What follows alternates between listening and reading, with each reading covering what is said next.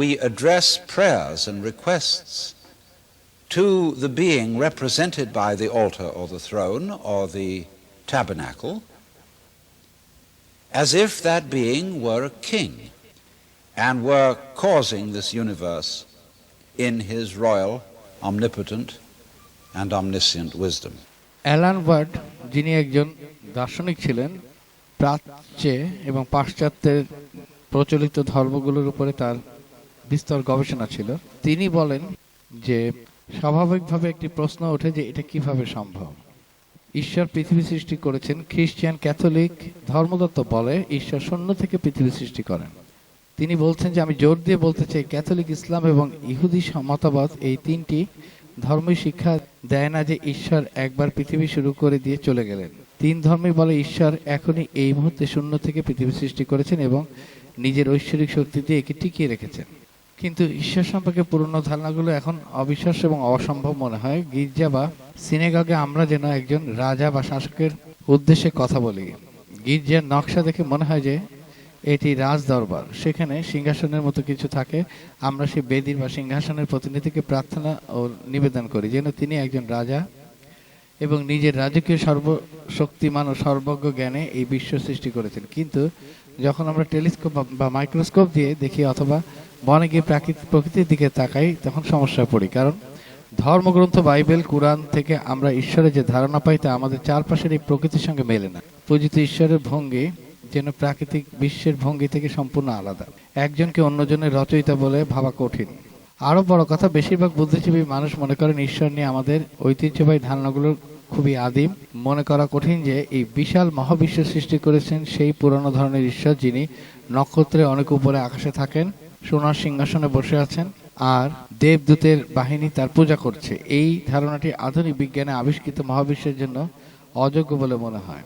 তিনি বলেন এই ধারণার আরেকটি কঠিন দিক হলো এটি আমাদের বিব্রত করে। একজন অসীম জ্ঞানী বিচারক সর্বদা আমাদের দেখছেন, এটি স্বস্তিদায়ক নয়। স্কুলে যেমন শিক্ষক আপনার ডেস্কের পিছনে এসে দাঁড়ালে আপনি অস্বস্তি বোধ করেন, তেমনি সর্বদা নজরদারি করার অনুভূতি অনেককে নাস্তিক করে দেয়। আমার মনে হয় আমি যদি ঈশ্বর হতাম তাহলে আমার সৃষ্টির ব্যাপারগুলোকে এভাবে বিব্রত করতাম না, বরং বেশিরভাগ সময় তাদের নিজের মতো ছেড়ে দিতাম। লোকেরা যে ধরনের ঈশ্বরের পুজো করে তা হলো এক পরিপূর্ণ মানবের কল্পনা, কিন্তু এটি খুব দুর্বল কল্পনা। যেমন যিশু শিক্ষা দিয়েছেন, কেউ তোমার বিরুদ্ধে পাপ করলে তাকে ক্ষমা করো। শিষ্যরা জিজ্ঞেস করলো কতবার ক্ষমা করব? যিশু বললেন 99 বার, অর্থাৎ অসংখ্যবার। একজন শিষ্যের জন্য এটি আবশ্যক, কিন্তু ঈশ্বরের জন্য তা আবশ্যক নয়। ঈশ্বর তোমাকে ক্ষমা করবেন না যদি না তুমি ক্ষমা চাও। যদি তুমি ক্যাথলিক চার্চের ভাষায় মারাত্মক পাপ করে থাকো তাহলে মাটিতে গড়াগড়ি দিয়ে অনুতপ্ত হতে হবে, তা না করলে তোমাকে জাহান্নামে চিরকাল থাকতে হবে। তিনি বলছেন যে আমি মনে করি এই ধরনের ঈশ্বর খুব সুখকর নন। তাকে ডিনারে ডাকতে ইচ্ছা করবে না, কারণ তিনি সবাইকে বিব্রত করবেন। সবাই তখন চেয়ারের কিনারায় বসে থাকবে। তিনি তোমার ভুল, জালিয়াতি এবং অনৈতিকতা দেখতে পাবেন, বুঝবেন এবং একসঙ্গে আপনি নিশ্চয়ই তার সাথে ডিনারে থাকতে চাইবেন। এটা বলার জন্য আমাকে হয়তো মনে হতে পারে, কিন্তু ভুললে চলবে না যে মানুষের মনের পিছনে ঈশ্বরের যে ছবি থাকে সেটা আপনি যত পরিশীলিত দার্শনিক বা ধর্মতাত্ত্বিকই হন না কেন, সেই ছবিটি আপনার ধর্ম, বিশ্ব, নিজের সম্পর্কে অনুভূতির উপর খুব বেশি নির্ভর করে এবং এটি গভীর প্রভাব ফেলে। এই কারণে ঐতিহ্যবাহী ঈশ্বর ধারণা অনেকের কাছে অবিশ্বাস্য হয়ে পড়েছে। আর আধুনিক প্রোটেস্ট্যান্ট ও কিছু ক্যাথলিক ধর্মতাত্ত্বিক সম্প্রতি ঈশ্বরের মৃত্যু এবং ধর্মহীন ধর্ম নিয়ে কথা বলছেন। এমন ধর্ম যাতে ঈশ্বরের বিশ্বাসের প্রয়োজন নেই। A friend of mine, Richard Borst, photographed this in a church just south of Oaxaca in Mexico. And it shows a very primitive Indian Catholic imagination of God the Father wearing a triple crown like the Pope, only he's rather young and handsome. He's not quite the old grey-bearded man, the Ancient of Days, but there is a serious idol, Christian idol of God the Father Almighty. But also for many people it has become implausible that the root of the universe, which the theologian Paul Tillich calls the ground of being, that the root of the universe can be in some way a person to whom we can relate in just the same way that we relate to other people, and furthermore, a person who cares about us. In the words of Jesus, 5 sparrows are sold for a farthing. But yet, not one of them falls to the ground without the Father knowing it, who is totally aware of every single thing that we are and that we do, and by virtue of being aware of us, creates us. Of course, one thing that is difficult about the idea is that it's embarrassing. We do not feel comfortable if we are watched all the time by an infinitely intelligent judge. Alan Watts একটি উদাহরণ দেন। উদাহরণটি এরকম যে মহাকাশ থেকে সবেমাত্র পৃথিবীতে ফিরছেন এক মহাকাশচারী। সাংবাদিকরা তাকে ঘিরে ধরে জিজ্ঞেস করলেন, আপনি তো মহাকাশে গিয়েছেন, সত্যি করে বলুন তো ঈশ্বরের দেখা পেয়েছেন? কেমন তিনি? মহাকাশচারী একটু মুচকি হেসে ফিসফিস করে বললেন, হ্যাঁ দেখা পেয়েছি, তবে একটি কথা মাথায় রাখবেন, তিনি কিন্তু শ্বেতাঙ্গ কোনো বৃদ্ধা না, তিনি কিন্তু শ্বেতাঙ্গ কোনো বৃদ্ধা রাজা নন, তিনি একজন কৃষ্ণাঙ্গ নারী। এই ছোট কৌতুকটি আসলে আমাদের প্রচলিত লিঙ্গভিত্তিক এবং বর্ণবাদী ঈশ্বর ভাবনার গালে এক বড় চপেটাঘাত করে, আমাদের চেনা ছক থেকে এক ঝটকায় বের করে এনে চমকে দেয়। ঠিক এই ধরনের এক প্রথাবিরোধী এবং বৈপ্লবিক ধারণার মুখোমুখি দাঁড়িয়ে ফরাসি দার্শনিক অরি বার্গসন তার দর্শনে এক নতুন ভাবনা নিয়ে এসেছে। মহাবিশ্ব কেবল জড় পদার্থ আর যান্ত্রিক নিয়মের কোনো মৃত স্তূপ নয়, বরং এর ভিতরে এক অদৃশ্য স্বভাবজাত সৃষ্টিশীল শক্তি কাজ করে, যাকে বার্গসন নাম দিয়েছিলেন এল ভিটাল বা জীবনের সৃষ্টিশীল তাগিদ। বার্গসনের এই দর্শনটি বোঝা কিন্তু খুব কঠিন নয়। বিজ্ঞানে তো বলবে একটি বীজ থেকে যখন গাছ হয় তখন তার পিছনে রয়েছে ডিএনএ কোষ বিভাজন আর সূর্যালোকের কেমিক্যাল রিয়াকশন। বার্গসন সেখানে হাত জোর করে বলতেন, বিজ্ঞান যা বলছে তা ঠিক, কিন্তু তা কেবল বাইরের প্রক্রিয়াটুকুই ব্যাখ্যা করে। আসল প্রশ্ন হলো জীবন বিবর্তন কেন একটি যান্ত্রিক মেশিনের মতো বারবার একই জিনিসের পুনরাবৃত্তি না করে প্রতিনিয়ত নতুন নতুন সৃষ্টির জন্ম দিচ্ছে। জীবনের এই যে থমকে না গিয়ে ক্রমাগত সামনের দিকে এগিয়ে যাওয়ার অদম্য তাগিদ, এটিই হলো এল ভিটাল। আর এই কারণে তিনি পুরো বিবর্তন প্রক্রিয়াকে দেখতেন এক সৃজনশীল বিবর্তন বা ক্রিয়েটিভ ইভলিউশন হিসেবে। এবং এই নিয়ে তিনি 1907 সালে তার বিখ্যাত বইটি লিখেছিলেন, যার নাম ছিল ক্রিয়েটিভ ইভলিউশন, এবং এটি একটি সৃষ্টিশীল চেতনার এক শ্রেষ্ঠ দলিল হিসেবে টিকে আছে। An intelligence being cannot be the product of meaningless universe. This is a form of the teleological arguments or design arguments. মহাবিশ্ব কোনো বুদ্ধিমত্তা প্রদর্শন করছে, যেমন একটি গাছ থেকে ফল উৎপন্ন হওয়া, মানে কিন্তু এই নয় যে সেই বুদ্ধিমত্তাটি বাইবেল বা ধর্মগ্রন্থে বর্ণিত ঈশ্বর। তাই তিনি এখন বলছেন যে ইন্টেলিজেন্স দেখার পর আমরা যেন সরাসরি কোনো প্রচলিত ধর্মীয় ঈশ্বরের কাঠামোর সাথে গুলিয়ে না ফেলি।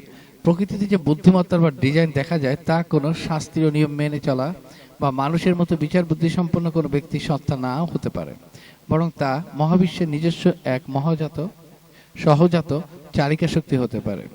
The biblical God as traditionally depicted is a graven image, a human projection, specifically projected as a paternal, authoritarian, beneficent tyrant of the ancient Near East.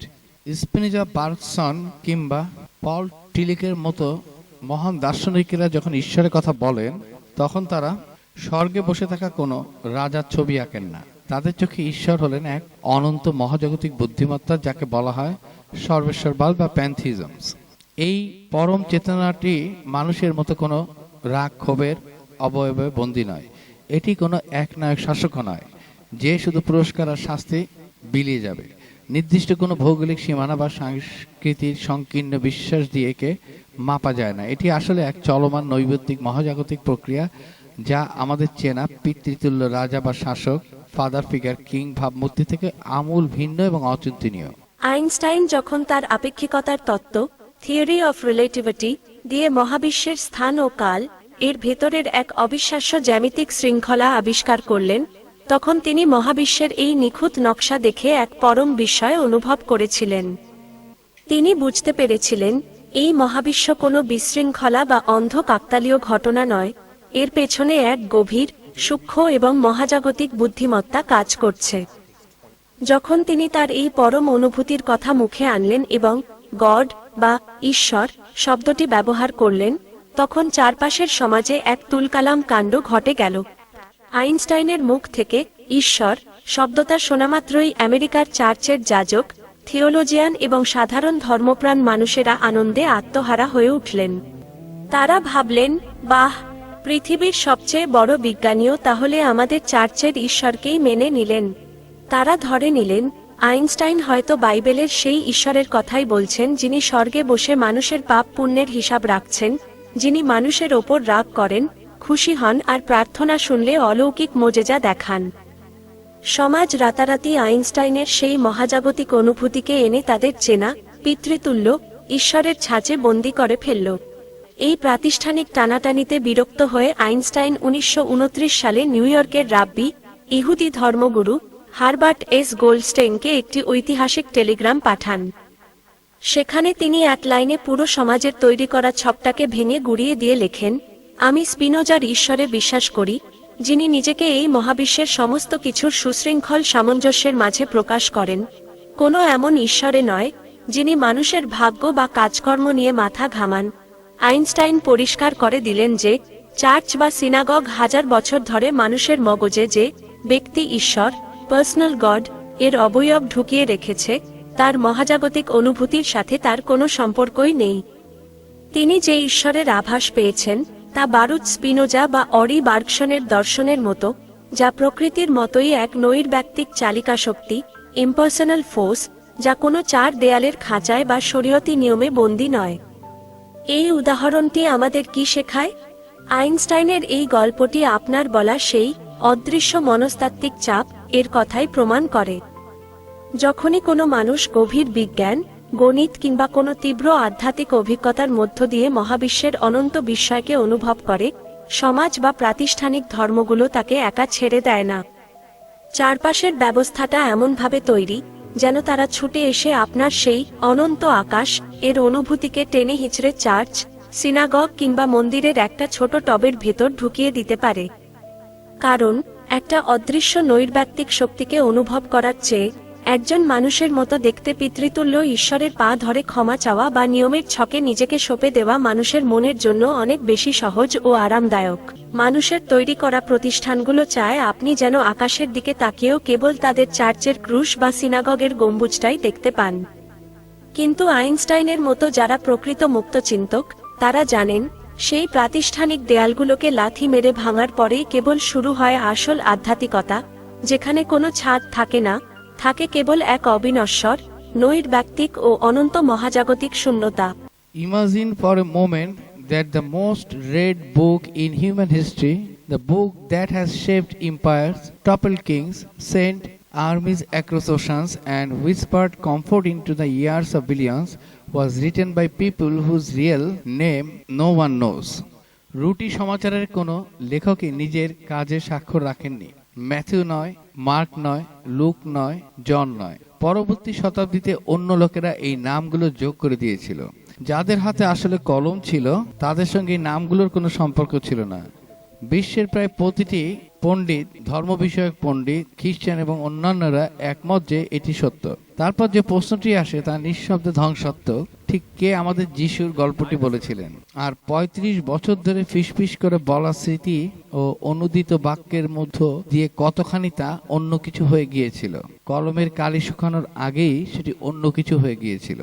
গ্যালিল থেকে শুরু করে প্রথম শতাব্দীর প্রথম দশকগুলোতে একজন ইহুদি ধর্মপ্রচারক মাছ ধরার গ্রামগুলোর মধ্যে ধুলোময় পথে হাঁটেন। তার মা ও প্রতিবেশীদের ভাষা ছিল আর্মীয় এবং তিনি আর্মীয়তেই শিক্ষা দেন। তিনি আসন্ন এক রাজ্যের কথা বলেন, রোগী সুস্থ করেন, যাজকদের সাথে তর্ক করেন এবং একদল অনুসারী জড়ো করেন। ৩০ বা ৩৩ খ্রিস্টাব্দের কাছাকাছি সময়ে পন্ডিয়াস সিলাত নামক রোমান শাসনকর্তার অধীনে তিনি গ্রেপ্তার হন। তার বিচার হয় এবং তাকে ক্রুসিফাই করা হয় এবং কয়েক ঘন্টার মধ্যে তিনি মারা যান। তার অনুসারীরা ছত্রভঙ্গ হয়ে যায় এবং সেখানেই নীরবতা শুরু হয়। পরবর্তী ৩৫ বছর ধরে এই লোকটি কি বলেছিলেন বা করেছিলেন তার কোনো বই, কোনো সুসমাচার, কোনো লিখিত বিবরণ নেই। কেবল মুখে মুখে ছড়ানো স্মৃতি, আর্মীয় থেকে গ্রিক, জেরুজালেম থেকে আন্তিসিরিয়া থেকে রোমান, জগতের দূরবর্তী শহরগুলোতে ছড়িয়ে পড়ে। বারবার বলা গল্প পুনরাবৃত্তিতে পালিশ করা, প্রতিটি নতুন শ্রোতার ভয় ও আশায় গঠিত এই গল্পগুলো। পুরো এক প্রজন্ম বাঁচে, বৃদ্ধ হয় এবং মারা যায়। সুসমাচারের প্রথম বাক্যটি প্যাপিরাসে লেখার আগেই এই ঘটনাগুলো ঘটে যায়। চারিদিকে যুদ্ধের দামামা, চিৎকার আর ধোয়া। রোমান সেনাপতি টাইটাসের নির্দেশে রোমান সৈন্যরা জেরুজালেমের পবিত্র মন্দিরটিকে আগুন ধরিয়ে দিয়েছে। দাউ দাউ করে পড়ছে শতাব্দীর ইতিহাস, মাটির সাথে মিশে যাচ্ছে আস্ত একটা শহর। ঠিক এই চরম নৈরাজ্য আর ধ্বংসযজ্ঞের সমসাময়িক এক মুহূর্তে ইতিহাসের প্রথম গসপেল বা মঙ্গল সমাচারটি লেখা হচ্ছে, যাকে আমরা আজ চিনি গসপেল অফ মার্ক নামে। কিন্তু চমকপ্রদ বিষয় হলো এই গল্পটি যিশুর নিজের মাতৃভাষা অ্যারামিকে লেখা হয়নি, বরং এটি লেখা হয়েছিল গ্রিক ভাষায়, যা ছিল তখনকার যুগের শিক্ষিত, অভিজাত এবং রোমান সাম্রাজ্যের শহরে মানুষদের ভাষা। আর যিনি এটি লিখেছিলেন তিনি কিন্তু যিশুর নিজের কোনো শিষ্য বা ডিসাইপেল বা প্রত্যক্ষদর্শী ছিলেন না। এমনকি এই পাণ্ডুলিপির কোথাও তিনি নিজের নামও দাবি করেননি। তাহলে মার্ক নামটি এলো থেকে? এটি আসলে এক ঐতিহাসিক চাতুর্য। ঘটনার প্রায় 1 শতাব্দী পর দ্বিতীয় শতকে চার্চের পণ্ডিতদের যখন এই প্রাচীন লেখার সত্যতা আর গ্রহণযোগ্যতা প্রমাণ করতে বলা হলো বা তারা প্রমাণ করতে চাইলেন, তখন তারা নিজ দায়িত্বে এর গায়ে মার্ক নামটি সেঁটে দেন। উদ্দেশ্য ছিল খুব স্পষ্ট, যিশুর আদি প্রেরিতদের সাথে এই লেখার একটি বংশমর্যাদা বা সরাসরি সংযোগ প্রতিষ্ঠা করা, যাতে সাধারণ বিশ্বাসীদের মনে কোনো সংশয় না থাকে যে পাঠটি স্বাক্ষরবিহীন অবস্থায় কয়েক দশক ধরে প্রচলিত ছিল। মার্কের পর সম্ভবত 10 বা 15 বছর পরে ম্যাথিউ এসেছিল, প্রায় 80 বা 85 খ্রিস্টাব্দের কাছাকাছি। লুক প্রায় একই সময় এসেছিলেন, সম্ভবত একটু পরে। যোহনের সুসমাচার লেখার সময় পর্যন্ত যিশুকে যারা চিনতেন তাদের প্রত্যেকটি ব্যক্তি প্রায় নিশ্চিতভাবে মৃত। Here is the detail that unsettles most people when they hear it for the first time. Matthew and Luke did not read independently, they copied from Mark so closely that in many passages the Greek is identical word for word, phrase for phrase. Scholars call this Markan priority, and it has been the mainstream view for over a century. বাইবেলের new testament এবং গসপেলগুলো ঐতিহাসিক ও সাহিত্যিক বিশ্লেষণের এই গুরুত্বপূর্ণ অংশটির একটি অত্যন্ত সাবলীল ব্যাখ্যা দেওয়া যেতে পারে। ইতিহাসের এই তাত্ত্বিক রহস্যটি যেন কোনো রোমাঞ্চকর গোয়েন্দা কাহিনীর চেয়েও কম নয়। বাইবেলের গবেষকদের টেবিলে তখন এক বিরাট ধাঁধা। তারা লক্ষ্য করলেন ম্যাথিউ এবং লিউক, এই দুই গসপেলের লেখক এমন অনেক গল্প আর বাণী হুবহু এক লিখে গেছেন এবং প্রথম গসপেলের মার্কের মধ্যেও কোথাও নেই। তাহলে এই দুজন হুবহু একই কথা পেলেন কোত্থেকে? তারা কি একে অপরের খাতা দেখে কপি করেছিলেন? না, তা হয় না। গবেষকরা যখন এই রহস্যের জট খুলতে ইতিহাসের আরো গভীরে খনন শুরু করলেন, তখন এক অলৌকিক উত্তর বেরিয়ে এলো। তারা বুঝলেন ম্যাথিউ এবং লিউকের পিছনে ছায়ার মতো লুকিয়েছিল সম্পূর্ণ নিখোঁজ এবং হারিয়ে যাওয়া এক আদি পাণ্ডুলিপি। গবেষকরা এর নাম দিলেন কিউ, যা এসেছে জার্মান শব্দ কুইল থেকে, যার সহজ অর্থ হলো উৎস। বাস্তবে কিউ এর কোনো কাগজ, চামড়া বা অনুলিপি আজ পর্যন্ত পৃথিবীর কোথাও খুঁজে পাওয়া যায়নি। এটি আসলে এক ভুতুড়ে দলিল বা ঘোস্ট ডকুমেন্ট। ম্যাথিউ এবং লিউকের লেখার মাঝে যে অসাধারণ মিল রয়েছে, কেবল সেই মিলগুলোর উপর ভিত্তি করে গবেষকরা পিছনের দিকে হেঁটে হেঁটে কল্পনায় এই হারিয়ে যাওয়া বইটির একটা অবয়ব বা ছায়া পুনর্গঠন করেছেন। কিন্তু একবার ভাবুন তো, যদি সত্যি এই দলিলের অস্তিত্ব থেকে থাকে, তবে তা হবে মানব ইতিহাসের সবচেয়ে বড় বিস্ময়, কারণ এটি আমাদের হাতে থাকা যে কোনো গসপেলের চেয়েও পুরনো। যিশু যখন গ্যালিলির ধূলি ধূসরিত পথ ধরে হেঁটে হেঁটে সাধারণ মানুষকে উপদেশ দিচ্ছিলেন, ঠিক সেই সময় হয়তো কেউ একজন বসে বসে তার সেই অমূল্য কথাগুলো টুকু রাখছিলেন।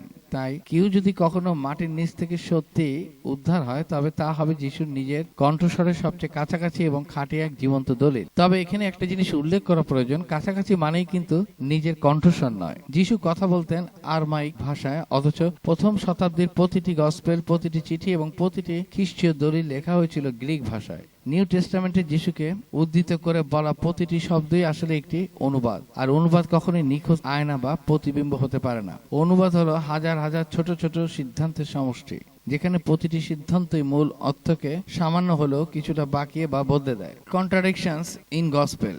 এরপর আসে বৈপরীত্য বা দ্বন্দ্বের বিষয়গুলো। এগুলো এমন কিছু বাস্তব, অনমনীয় এবং অসমাধানযোগ্য, যা যে কেউ চারখানি গসপেল পাশাপাশি রেখে পড়লে লক্ষ্য না করেই বুঝতে পারবেন। উদাহরণ হিসেবে যিশুর জন্মের ঘটনাটি ধরা যায়। যদি আমরা যিশুর জন্মের গল্প নিয়ে ম্যাথিউ আর লিউকের বয়ানকে পাশাপাশি রাখি, তবে মনে হবে আমরা একই মানুষের জীবনী নয়, বরং সম্পূর্ণ আলাদা দুটি ঐতিহাসিক ফিকশন পড়ছি। ম্যাথিউর স্ক্রিপ্টটা বেশ নাটকীয় ও রক্তক্ষয়ী। সেখানে পূর্বদেশ থেকে তারকারা সংকেত দিচ্ছে, জ্ঞানী পণ্ডিতেরা আসছে, ক্রূর রাজা হেরোদ সিংহাসন হারানোর ভয়ে 2 বছরের নিচে সব শিশুকে জবাই করার নির্দেশ দিচ্ছে, আর জোসেফ মেরি প্রাণ বাঁচাতে মাঝরাতে মিশরে পালিয়ে যাচ্ছে। লিউকের শান্ত যাজকীয় নাটক। লিউকের গল্পে এই রক্তক্ষয়ী গণহত্যার কোনো নামনিশানাও নেই, মিশরে পালানোরও কোনো তাগিদ নেই। সেখানে আছে এক রোমান আদমশুমারি, সেন্সাস, ট্যাক্স দেওয়ার জন্য বৈতলেহমে যাত্রা, থাকার জায়গা না পেয়ে নিরিবিলি এক গোয়ালঘর, আর মাঠে মেষপালকদের ওপর দেবদূতদের গান। আক্ষরিক অর্থে এই দুটি গল্প কখনোই একসাথে সত্যি হতে পারে না। যদি হেরোদ অত বড় গণহত্যা চালাতেন, তবে জোসেফ মেরি লিউকের বর্ণনা অনুযায়ী অত শান্তিতে যিশুকে নিয়ে জেরুজালেমের মন্দিরে সবার সামনে ঘুরে বেড়াতে পারতেন না। আসলে এই গসপেলগুলো যিশুর জন্মের বহু দশক পর, কমপক্ষে 70-80 বছর পর, আলাদা আলাদা লেখক দ্বারা আলাদা উদ্দেশ্যে লেখা হয়েছিল। ম্যাথিউ লিখছিলেন ইহুদি পাঠকদের জন্য, তাই তিনি যিশুকে মুসার মতো, যিনি নিজেও ফারাওয়ের শিশু গণহত্যা থেকে বেঁচে মিশরে বড় হয়েছিলেন, এক বিপ্লবী রূপ দিতে চেয়েছিলেন। আর লিউক লিখছিলেন ও ইহুদি বা রোমান পাঠকদের জন্য, তাই তার ফোকাস ছিল সম্পূর্ণ ভিন্ন। সময়ের গোলকধাঁধা শুধু জন্ম নয়, যিশুর মৃত্যুর সময়টা নিয়েও গসপেলগুলোর লেখকেরা এক মস্ত বড় ঐতিহাসিক জট পাকিয়ে রেখেছেন। এখানে লড়াইটা প্রথম 3 gospel, synoptic, Matthew, mark, Luke বনাম চতুর্থ গসপেল, জন এর। এদের মতে যিশুর শেষ নৈশভোজ বা দ্য লাস্ট সাপার ছিল ইহুদিদের পবিত্র পাসোভার উৎসবের রাতের খাবার, পাসওভার মিল। অর্থাৎ ওই রাতে তারা পাসোভারের নিয়ম অনুযায়ী ভোজ সারলেন এবং তার পরের দিন যিশুকে ক্রুশে দেওয়া হলো। জোনের গসপেলের হিসাব, জোন এসে পুরো টাইমলাইনটাই বদলে দিলেন। জোনের মতে লাস্ট সাপারটি পাসোভারের রাতের ঘটনা নয়, বরং তার আগের রাতের ঘটনা ছিল। যিশু ক্রুশবিদ্ধ হয়েছিলেন ঠিক সেই দিন দুপুরে, যখন জেরুজালেমের মন্দিরে পাসোভার উৎসবের জন্য উৎসর্গীকৃত মেষ বা ভেড়া জবাই করা হচ্ছিল। এটি কোনো সাধারণ মেমোরি লস বা ভুলের বিষয় নয়, এটি ছিল খোদ লেখকের একটি গভীর ধর্মতাত্ত্বিক চাল, থিওলজি ওভার হিস্ট্রি। জন যিশুকে ইতিহাসের পাতায় উপস্থাপন করতে চেয়েছিলেন ঈশ্বরের সেই পরম প্রতীকী মেষ বা বলির পশু, ল্যাম অফ গড হিসেবে, যিনি নিজের রক্ত দিয়ে মানুষের পাপ ধুয়ে দেবেন। তাই জন ঐতিহাসিক টাইমলাইনকে মোচকে দিয়ে যিশুর মৃত্যুর সময়টাকে ঠিক সেই মুহূর্তের সাথে মিলিয়ে দিলেন, যখন পুরো শহরের ইহুদিরা বলির মেষ কাটছিল। গ্র্যান্ড টেকঅ্যাওয়ে, ডায়েরি বনাম ইশতেহার এই দুটি জলজান্ত উদাহরণ আমাদের চোখ খুলে দেয় যে খ্রিস্টানদের এই গসপেল বা সুসংবাদগুলো আসলে কি ছিল। এগুলো যিশুর সাথে ক্যামেরা বা ডায়েরি নিয়ে ঘুরে বেড়ানো কোনো লাইভ রিপোর্টিং ছিল না। এগুলো ছিল যিশুর মৃত্যুর 40 থেকে 70 বছর পর গ্রিক ভাষায় লেখা এক একটি ধর্মীয় ও রাজনৈতিক ইশতেহার, থিওলজিক্যাল ম্যানিফেস্টোস। প্রাচীনকালের এই লেখকেরা আধুনিক ইতিহাসবিদদের মতো অবজেক্টিভ ডেটা মেলাতে বসেননি। তাদের উদ্দেশ্য ছিল নিজেদের সম্প্রদায়ের মানুষের কাছে যিশুর একটি বিশেষ ভাবমূর্তি দাঁড় করানো। আর সেই ভাবমূর্তি তৈরি করতে গিয়ে তারা যখন যেভাবে পেরেছেন গল্প সাজিয়েছেন, ওল্ড টেস্টামেন্টের রূপককে টেনে এনেছেন এবং ঐতিহাসিক ঘটনা ও সময়কে নিজেদের মতো করে পুনর্ব্যাখ্যা করেছেন। এর ফলে বইগুলোর ভেতরে যে বৈপরীত্য তৈরি হয়েছে তা কোনো অলৌকিক রহস্য নয়, তা হলো মানুষের তৈরি সাহিত্যের এক অতি স্বাভাবিক ও বাস্তব রূপ। এবার দেখা যাক যিশুর শেষ সময়ের ঘটনাবলীকে গসপেলে ভিন্ন ভিন্ন লেখক কিভাবে রূপদান করেছেন। Consider Jesus' final moment as described in the Gospels. In Mark and Matthew, his last words express deep anguish. My God, why have you forsaken me? It sounds like a cry of abandonment and suffering. In Luke, the tone is different. Jesus appears calm and trusting, saying, Father, into your hands I commit my spirits. Here the moment feels peaceful and surrendered. তারপর আসছে জন। In John there is no sense of abandonment or struggles at all. Instead, Jesus simply declares, it is finished. The scene feels controlled and complete. So, what you find? Same crucifixions ends in 3 different ways across the text. One marked by despair, one by trust, and one by completions. আসলে এসবের কোনোটির অর্থই কিন্তু এমন নয় যে গসপেলগুলো মূল্যহীন। এগুলো মানব ইতিহাসের অন্যতম গুরুত্বপূর্ণ দলিল। তবে রবিবার সকালে চার্চের বেঞ্চে বসে থাকা সাধারণ মানুষ গসপেলগুলোকে যা মনে করে, এগুলো আসলে তা নয়। এগুলো কোনো প্রত্যক্ষদর্শীর বিবরণ কিংবা হুবহু প্রতিলিপি বা ট্রান্সক্রিপশন নয়। এগুলো হলো কিছু ধর্মতাত্ত্বিক প্রতিকৃতি, থিওলজিক্যাল পোর্ট্রেটস। মূল ঘটনা ঘটে যাওয়ার কয়েক দশক পর গ্রিক ভাষী খ্রিস্টানদের তুলিতে আঁকা, যারা সেই গালিলীয় প্রচারকে বা যিশুকে কখনো চোখেও দেখেননি, এমন এক ভাষায় আঁকা যা যিশু নিজে কখনো মুখে উচ্চারণই করেননি। এক প্রজন্ম ধরে মুখে মুখে প্রচলিত থাকার ফলে মসৃণ হয়ে ওঠা স্মৃতি থেকে এবং নিজেদের নানাবিধ ভয় এবং নির্দিষ্ট কোনো উদ্দেশ্যে কাহিনীটিকে একভাবে না বলে অন্যভাবে পরিবেশন করার তাগিদ থেকে বিভিন্ন খ্রিস্টীয় সম্প্রদায় এই বিবরণগুলোকে চূড়ান্ত রূপ দিয়েছিল। 35 ইয়ার্স অফ সাইলেন্স। গসপেলগুলো যদি এমন মানুষদের দ্বারাই লেখা হয়ে থাকে যারা সেখানে উপস্থিত ছিলেন না, যদি তার যিশুর মৃত্যুর কয়েক দশক পরে তার নিজের না বলা কোনো ভাষায় লেখা হয়ে থাকে এবং যদি এর উৎসগুলোর মধ্যে একে অপরের লেখা ও অন্তত একটি হারিয়ে যাওয়া দলিল, যা আমরা আজ পর্যন্ত খুঁজে পাচ্ছি না, অন্তর্ভুক্ত থাকে, তবে ক্রুশবিদ্ধকরণ এবং প্রথম গসপেলটি রচনার মধ্যবর্তী সেই 35 বছরের নীরবতা আসলে কি ঘটেছিল? কে এই কাহিনীটিকে বয়ে নিয়ে যাচ্ছিল? কে এটিকে রূপ দিচ্ছিল? কোন শব্দগুলো টিকে থাকবে আর কোনগুলোকে নীরবে ভুলে যাওয়া হবে, সেই সিদ্ধান্তটা বা কে নিয়েছিল? সেই 35 বছর কিন্তু মোটেই কোনো শূন্যতা বা থেমে থাকা সময় ছিল না। সেটি ছিল ভীষণ কোলাহলপূর্ণ ও কর্মমুখর, যেখানে ছিলেন আদি ধর্মপ্রচারক, নতুন ধর্মান্তরিত মানুষ, নানাবিধ তর্ক বিতর্ক, বিভিন্ন সত্য কাউন্সিল এবং এক শহর থেকে অন্য শহরে তাড়াহুড়ো করে পাঠানো চিঠিপত্র। সেখানে ছিলেন এমন কিছু বিশ্বাসী মানুষ যারা ভাবতেন আগামীকালই বুঝি এই পৃথিবী ধ্বংস হয়ে যাবে। আর সেখানে ছিলেন এমন একজন মানুষ যিনি ইতিহাসের অন্য যে কোনো ব্যক্তির চেয়ে যিশুর এই কাহিনীটি শেষ পর্যন্ত কেমন রূপ নেবে তা নির্ধারণে সবচেয়ে বড় ভূমিকা রেখেছিলেন। Yes, the Paul of Tarsus. His name was Saul of টার্সাস।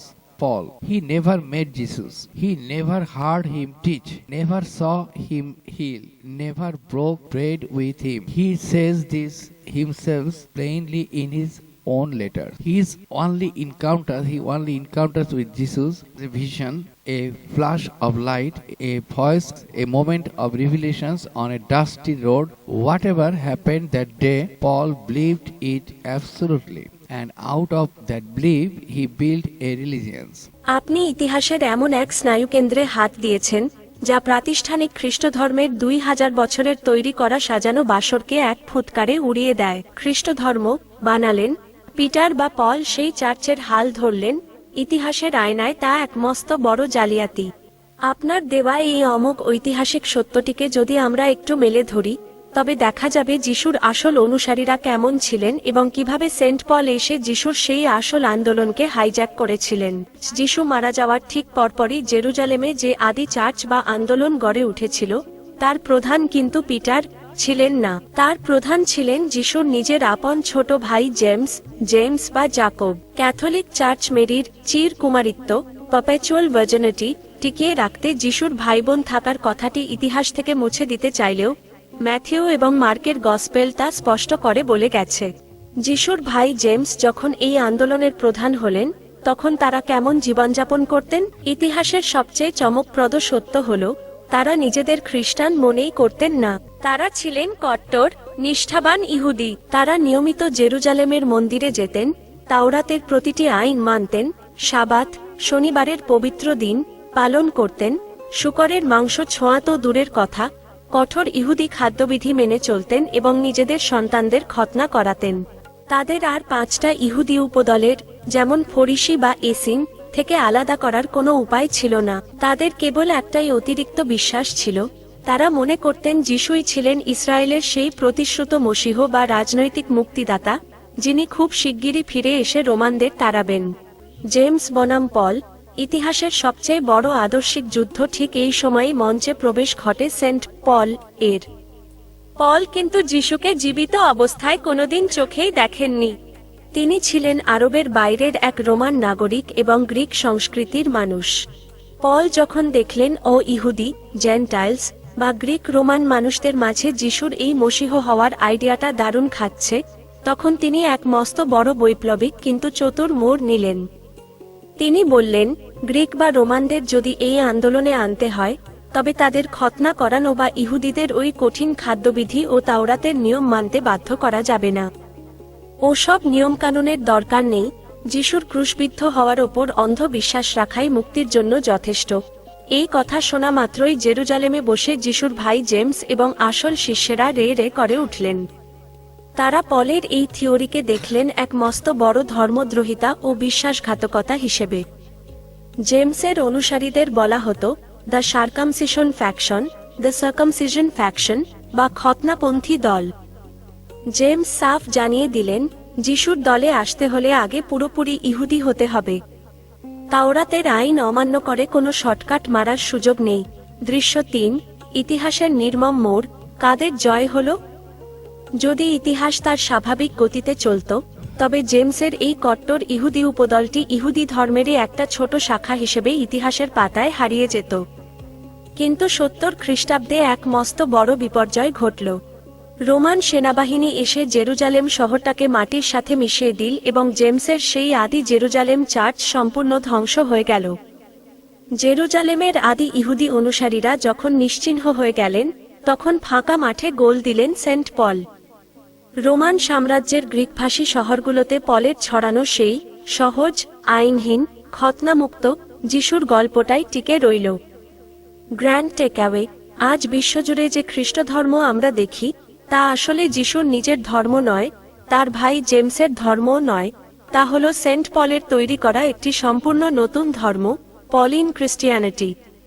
পল যিশুর সেই খাঁটি ইহুদি এবং আঞ্চলিক আন্দোলনটাকে পুরোপুরি হাইজ্যাক করে, তার সমস্ত ইহুদি খোলস ও তাওরাতের আইনকে ছুঁড়ে ফেলে দিয়ে গ্রিক রোমানদের হজমোপযোগী একটি বৈশ্বিক ব্র্যান্ডে রূপান্তর করেছিলেন। যিশু নিজে যা ভাবেননি, তার ভাই জেমস যা কল্পনাও করেননি, ইতিহাসের রাজনৈতিক উল্টোপাল্টে সেন্ট পলের সেই গ্রিক সংস্করণটি আজ পৃথিবীর সবচেয়ে বড় ধর্ম হিসেবে টিকে আছে। Paul's vision was the opposite. He believed the message of Jesus was for everyone, not just Jews, but Gentiles, Greeks, Romans, Syrians, Egyptians, slaves, soldiers, anyone. And these Gentiles did not need circumcisions. All that was required, Paul preached, was faith. Faith in the death and resurrections of the crucified Christ. এরপরে আসে the conflict with Jerusalem. Around the year 49, the argument becomes so heated that a council was convened in Jerusalem. Paul and his companion Barnabas traveled to face the pillars of the church. We have two accounts. The book of Acts, written a generation later by an admirer of Paul, presents a relatively peaceful resolution, but Paul's own letter to the Galatians, written close to the event and still burning with the heat of it, tells a far more turbulent story. In Galatians, Paul describes a bitter confrontation, not only at the council but afterward in Antioch, where he publicly rebuked Peter to his face.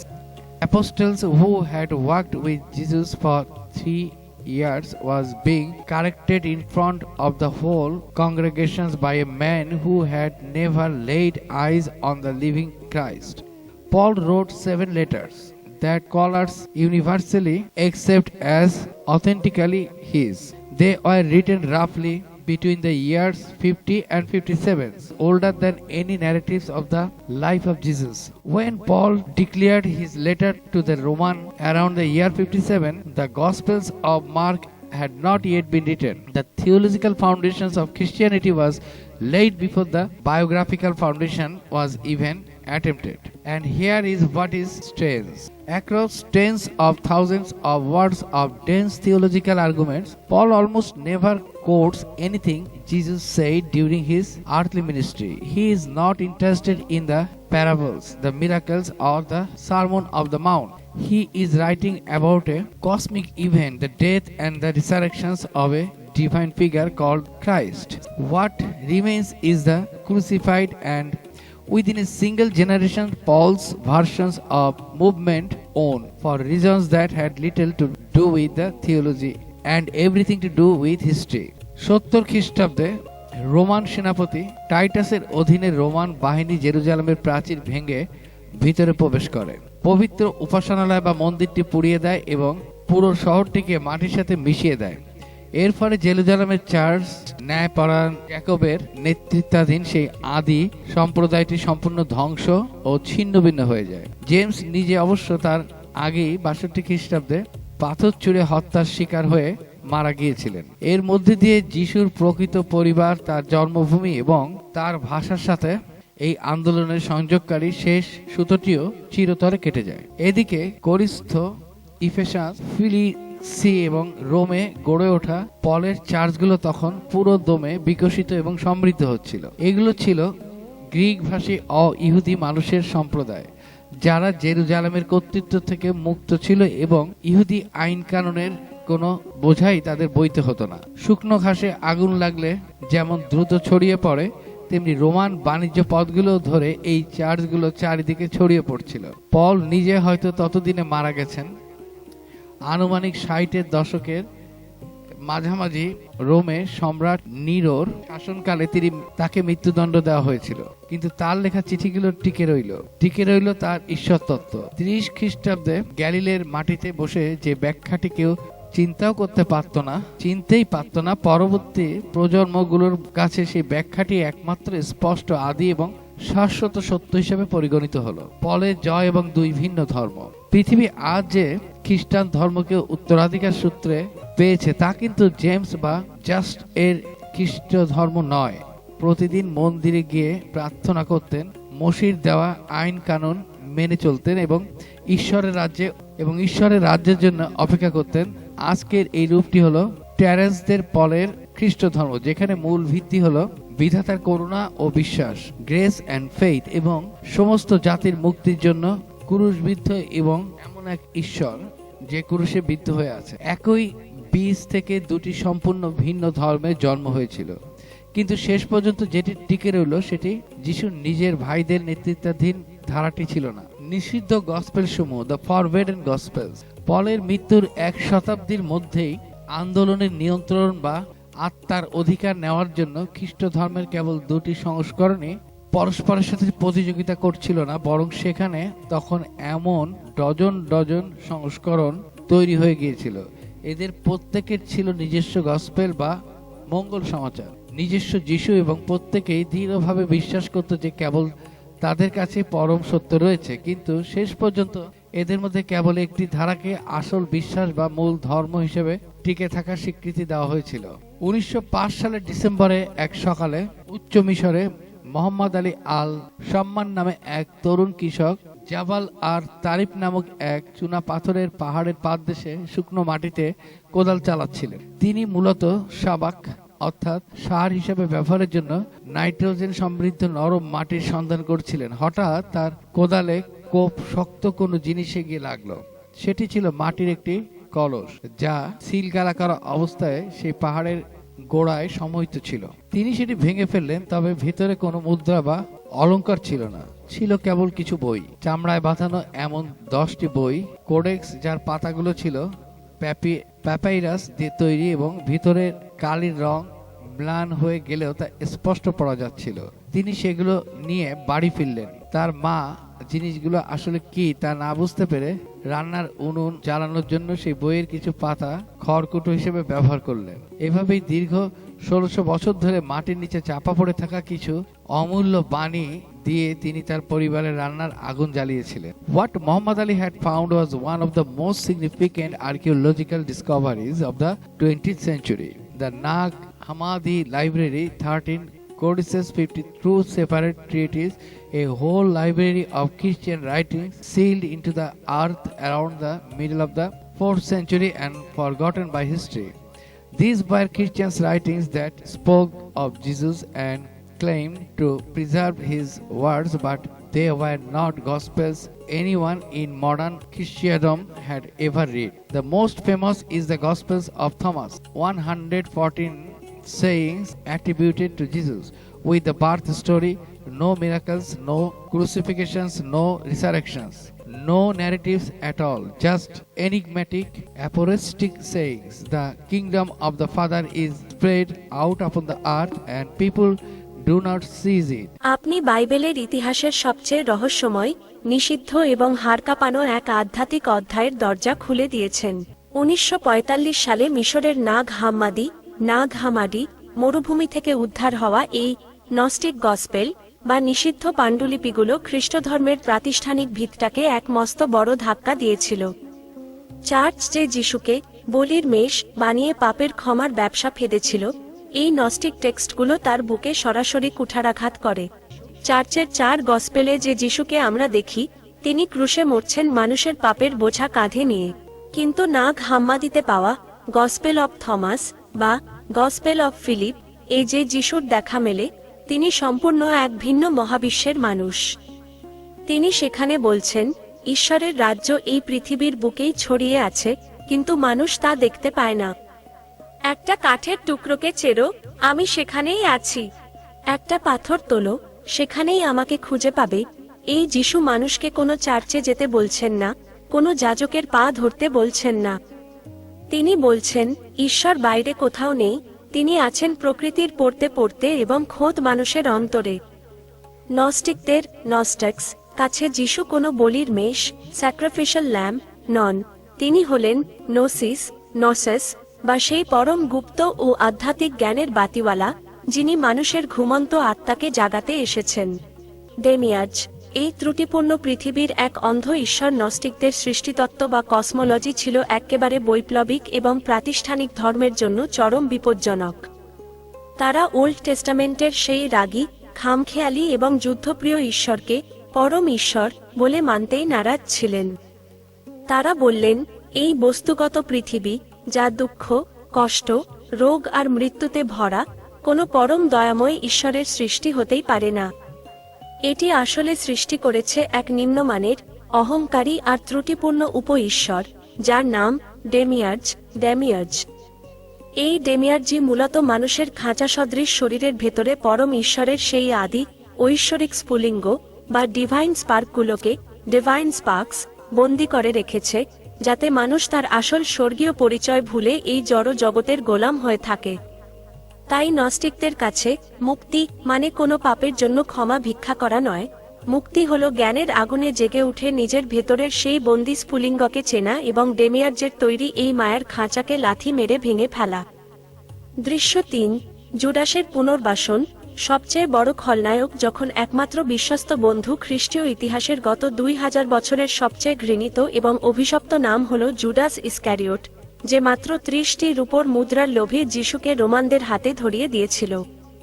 কিন্তু 1970 এর দশকে আবিষ্কৃত এবং 2006 সালে আলোয় আসা gospel of Judas পুরো গল্পটাই উল্টে দেয়। এই গসপেল অনুযায়ী যিশুর 12 জন শিষ্যের মধ্যে বাকি 11 জনই ছিলেন বোকা।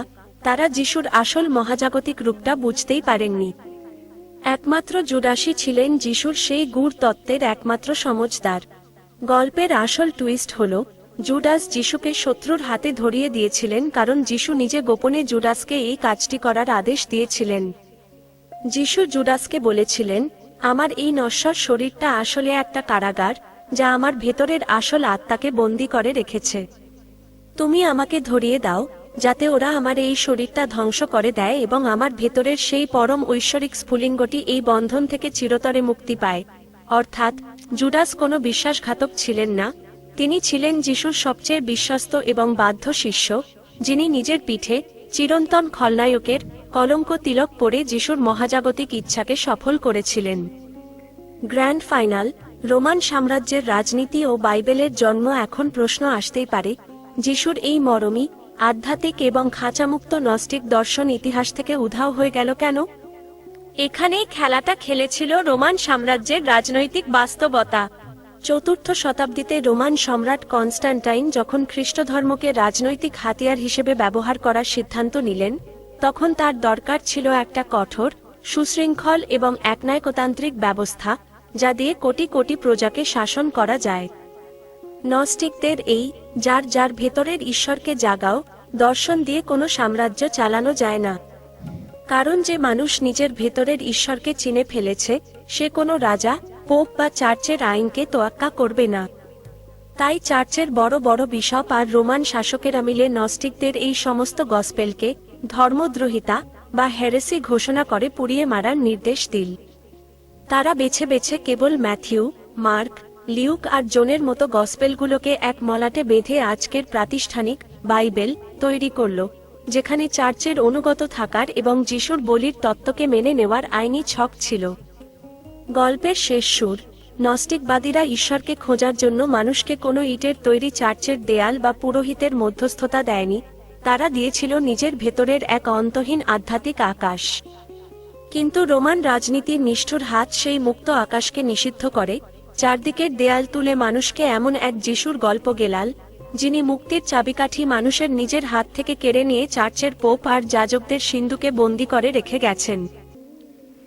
সুদীর্ঘ 16 শতাব্দী পর সেই দিনটি এসেছিল যখন ষাঁড়ের খোঁজে আসা এক কেকের কোপ গিয়ে লেগেছিল এক বিস্তৃত পাত্রের ঢাকনায়। তারা আপনাকে যে গসপেলগুলো পড়তে দিতে চায়নি, সেগুলো আজও টিকে আছে, কারণ একজন নামহীন সন্ন্যাসী সেগুলোকে আগুনে পুড়িয়ে ফেলতে অস্বীকৃতি জানিয়েছিলেন। এই বইগুলো আমাদের সবচেয়ে বড় যে সত্যটি জানায় তা হলো আজ পৃথিবী উত্তরাধিকার সূত্রে যে খ্রিস্ট ধর্মকে পেয়েছে, ইতিহাস কেবল সেই একটি খ্রিস্ট ধর্মেরই অস্তিত্ব ছিল না, এটি ছিল মূলত একটি আন্দোলনের আত্মার অধিকার নেওয়া দীর্ঘ তিক্ত লড়াইয়ের এক বিজয়ী পক্ষ। সেই লড়াইয়ের ভাষ্য কেবল ধারণার শ্রেষ্ঠত্ব দিয়ে নির্ধারিত হয়নি, বরং তার চেয়েও বড়, কঠোর এবং ঈশ্বরতত্ত্বের চেয়েও অনেক বেশি রাজনৈতিক এক শক্তির হাত ধরে নির্ধারিত হয়েছিল। আর সেই শক্তিটি ছিল প্রাচীন পৃথিবীর সবচেয়ে শক্তিশালী চালিকা শক্তি, স্বয়ং রোমান সাম্রাজ্য, the council of Nicaea. In the early summer of the year 325, in a lakeside town in what is now northwestern Turkey, more than 250 bishops gathered in a hall belonging to an emperor. They had come because a man with the power to kill them had summoned them. The matter on which they had been summoned was on its face a question of grammar. Was Jesus of Nazareth the same kind of being as God the Father, or was the different kind of being, or was he a different kind of being, created by God, exalted above all other creatures, but ultimately made rather than eternal? A single Greek word separated the two positions, homoousios, of the same substance, versus homoousios, of a similar substance. Upon that one letter, the entire future theology of Christianity would turn. The man who convened them was the Roman Emperor Constantine. He was not in any formal sense a Christian. He had not been baptized, had not renounced the old Roman gods. He still held the ancient pagan title of Pontifex Maximus, chief priest of the Roman state religions, and would hold it until the day he died. The Ark of Constantine in Rome, erected only 10 years before this council, bore no Christian symbols. It depicted sacrifices to Apollo, Diana, and Hercules. This was the man now presiding over the most important theological debates in the history of Christianity. 13 years earlier, in October 312, Constantine had marched on Rome to seize the western half of the empire from his rival Maxentius. They met at the Milvian Bridge the night before the battle, according to the stories told later. Constantine saw a vision, a cross of light and the Greek phrase ipto vika in his sign conquer. He ordered his soldiers to paint the first two letters of Christ's name on their shields. The next day, Maxentius drowned and Constantine rode into Rome as master of the West. Whether the vision was real, invented by later Christian biographers, or simply a political tool, historians have argued for 1700 years without agreement. Within months, in February 313, Constantine met with his co-emperor Licinius in Milan and issued a joint decree legalizing Christianity throughout the Roman Empire.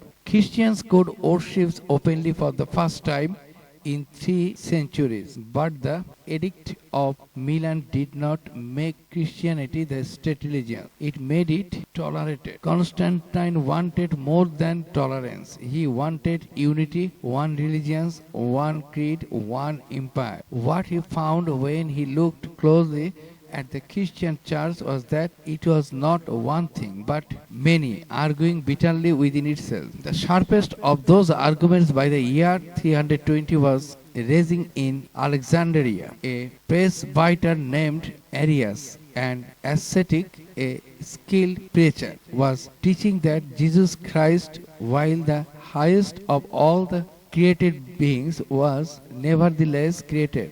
There was a time, Arius said, when the Son was not God, the Father alone was eternal. The Son had the beginning. He was first among all things, the instrument through which the universe was made. But he was not God in the same sense that the Father was God. 25 খ্রিস্টাব্দের নাইশিয়া council, কনস্ট্যান্টাইনের মাথা ব্যথা এবং আলেকজান্দ্রিয়ার আগুন সম্রাট Constantine যখন খ্রিস্ট ধর্মকে Roman সাম্রাজ্যে বৈধতা দিলেন, তখন তার মাথায় কোনো আধ্যাত্মিক চিন্তা ছিল না। তিনি চেয়েছিলেন এক সাম্রাজ্য, এক বিশ্বাস, এক নেতা। কিন্তু চার্চের দিকে তাকিয়ে তিনি দেখলেন এক হুলস্থুল কাণ্ড।